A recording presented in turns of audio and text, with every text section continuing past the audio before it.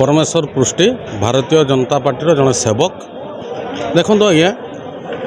दीर्घ 500 वर्ष लगिगला रामकर मंदिर बा राम को पुणी थे जगह देवाई हुए तो ओडिशा रे 25 वर्ष लगिगला प्रकृत में राम राज्य फेरई आने एवं ताहा एबे निश्चित रूपे संभव हम अब के बार 400 पार जो नारा अच्छी माननीय प्रधानमंत्री ताहा तो सत हम ही हम एवं ओडिशा रे मध्य आगामी 4 तारिख जितेबाला भोट गणति हेब सेतेबाला देखिए केवल फूल ही फूल एवं फूलमय हो राज्य रे नुआ सरकार गठन होब ताहा भी भारतीय जनता पार्टी गठन करिवो खूब सुंदर भाव में एक राम राज्य गठन करिवो आ सेथिपई प्रधानमंत्री नरेंद्र मोदी निजे मध्य कहिसेंती मु आसीबी से सभारे एवं समस्त को निमंत्रण रहिला तेणु दुर्नीति हटिबो राम राज्य होब। देखंतु आज्ञा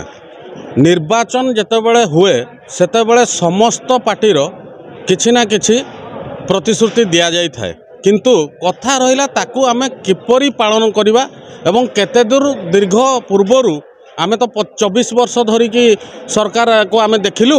से कौन कौन प्रतिश्रुति पालन करछि ताकू आमे कहिबा ठीक होबनी ताकू साधारण जनता विचार करि सारिचंती एवं समस्तंक मुहरे गोटे कथा जे जे जेते प्रचार करू जे जेते टंका दऊ जहा दऊ आमे परिवर्तन चाहू एवं परिवर्तन करिवु। निश्चित रूपे आपण आज सभा को देखिकी जानी पारिथिबे उत्साह